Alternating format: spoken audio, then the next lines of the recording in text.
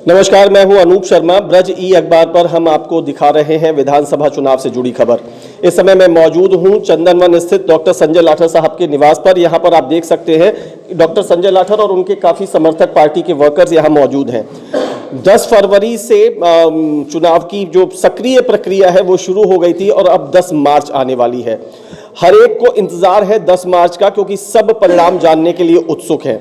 Doctor Sanjay Lathar जी ने न सिर्फ माठ विधानसभा से गठबंधन प्रत्याशी के तौर पर चुनाव लड़ा, बल्कि इसके साथ साथ अपनी पार्टी के मुखिया अखिलेश यादव के साथ वो प्रदेश के विभिन्न हिस्सों में बेहद सक्रिय भूमिका के साथ कैंपेनिंग में जुड़े रहे, पार्टी के चुनाव प्रचार अभियान में जुड़े रहे।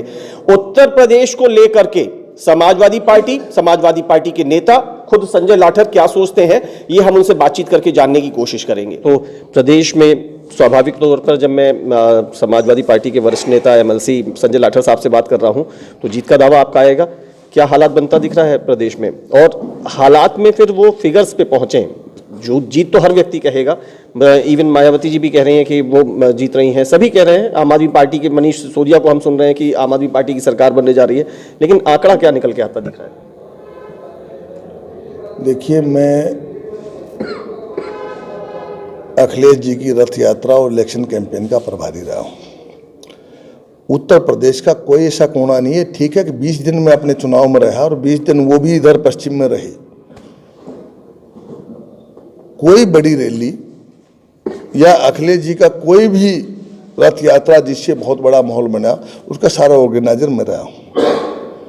और जो भीड़, जो जोश और जो लोगों में उत्साह और जुनून मैंने देखा, मैं दावे के साथ कह रहा हूँ लैंड सफाया हो जा रहा है भाजपा का। ऐसी विक्ट्री हमारी हो रही है कि आप सोच नहीं सकते। कल शाम को आप एग्जिट पोल देखोगे तो ये मेरी बात को मान जाओगे। इतना जोश मैंने हरियाणा के चुनाव में 87 में देवलाल के पक्ष में देखा था, जुनून, जब वो 90 में से 85 सीट जीत गए थे। हर जाति, हर वर्ग एक तरफा है और हम 300 से किसी कीमत पे कम जीतने वाले नहीं। मैं आपको बता दे रहा हूँ, कल एग्जिट पोल आपको बता देंगे। आप 300 का आंकड़ा समझते हैं? कम से कम, ज्यादा हो जाए तो अचंभित मत होना। शुरुआत जब की थी, हालांकि देखिए ये तो अपने कैंपेन का स्टाइल होता है। कैंपेन हो गया। नहीं, मैं कह रहा हूं कि जब शुरुआत हुई थी इलेक्शन की पूरे यूपी में, जब सुगबुगाहट शुरू हुई थी, तब अखिलेश जी ने अपनी कैंपेनिंग को धार देते हुए कह दिया था कि अब की बार 400 पे बात करना मुझसे। लेकिन ठीक है, वो कैंपेनिंग में इस तरीके की बातें बोली जाती हैं, लेकिन आप सीरियस होकर के मानते हैं कि समाजवादी पार्टी गठबंधन 300 के आंकड़े पर खड़ा हो रहा है? मैं हकीकत कह रहा हूँ आपको, हम किसी कीमत पे 275 से कम नहीं जाएंगे। और इनको, क्योंकि इनके खिलाफ जितना विरोध है और जो यूथ में, किसान में, आम आदमी में जो जोश है, इनके पास एक दो थे। सिर्फ एक मुद्दा इनके पक्ष में दिखा जो इन्होंने बुनाने की कोशिश की कि नमक खाया है, जो नमक बांटा है। इसके सिवा कोई मुद्दा, मैं पूरे के पूरे प्रदेश की कैंपेन में गया और ये सच्चाई भी है कि इनका ये मुद्दा भी खत्म हो गया, क्योंकि नए बजट में पैसा नहीं है और हमने वादा किया कि हम 5 साल फ्री अनाज देंगे। इनके नए बजट में पैसा नहीं है। हम 5 साल, हमने वादा किया 5 साल हम फ्री देंगे। फ्री नहीं देंगे, जिसमें सूखा दूध भी देंगे और घी भी देंगे और तेल भी देंगे, नमक नहीं देंगे। दीपा, आपकी इस वादे पर, इस घोषणा पर तो सवाल उठाते हैं।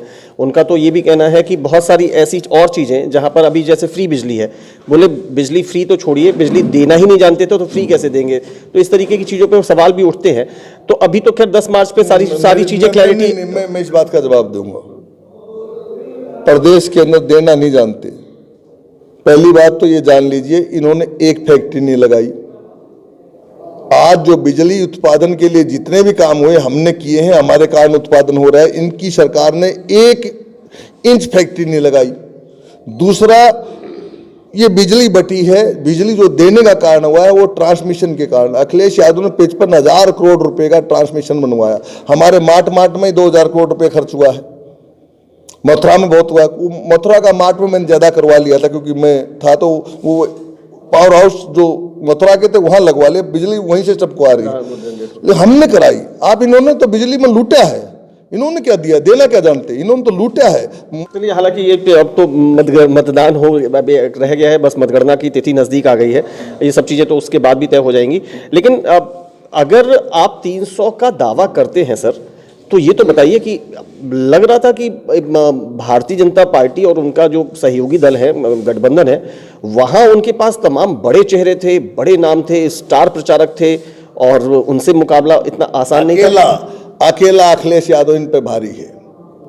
17 प्रदेशों के मुख्यमंत्री, डबल इंजन की सरकार, प्रधानमंत्री, पैसा, उद्योगपति, अंबानी, अडानी, अखबार, मीडिया सब जुड़ने के बाद एक अकेला अखिलेश सबसे लड़ गया और जीत जा रहा है। क्या उनके पास ऐसी ताकत क्या रही?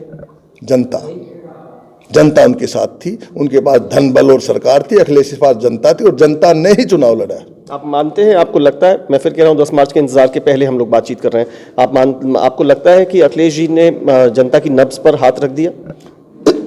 नब्ज पर हाथ नहीं रखा, जनता के साथ 5 साल लगातार खड़े रहे, हर मुद्दे पर बोले, लेकिन जिस तरीके से इन्होंने उद्योगपति और इनकी मदद करने के बजाय जनता की तरफ देखा ही नहीं और देश को रसातल पे पहुंचा दिया, प्रदेश को रसातल पे पहुंचा दिया, धर्म की अफीम खिलाने के सिवाय कुछ किया ही नहीं, इसीलिए इनका नाश हो रहा है।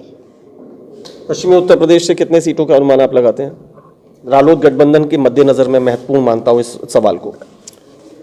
हमारा ये मानना कि 35 सीट प्रथम चरण में, 45 सीट दूसरे चरण में, 40 सीट तीसरे चरण में, आगे पश्चिम अब गिन लो आप कितनी होगी। 120 उसमें दूसरे तीनों चरण जोड़ के हैं, पश्चिम से थोड़ा दूसरा हिसाब जुड़ जा रहा है उसमें। 120 आप इन पहले 3 चरणों में और कुल 7 चरणों में जाकर के 300 का आपका आंकड़ा, और सरकार हमारा 5वां और 6ठा चरण कमजोर हम मान के चल रहे थे, लेकिन जो वेव निकली वहां तक तो सुनामी जगह रूप ले लिया, वहां भी हम बड़े अच्छे तरीके से, मतलब सर्वे की जो हमारी सर्वे की रिपोर्ट है वहां भी हम बड़ी संख्या में जीत रहे हैं, जो इसको हम कमजोर मान रहे थे।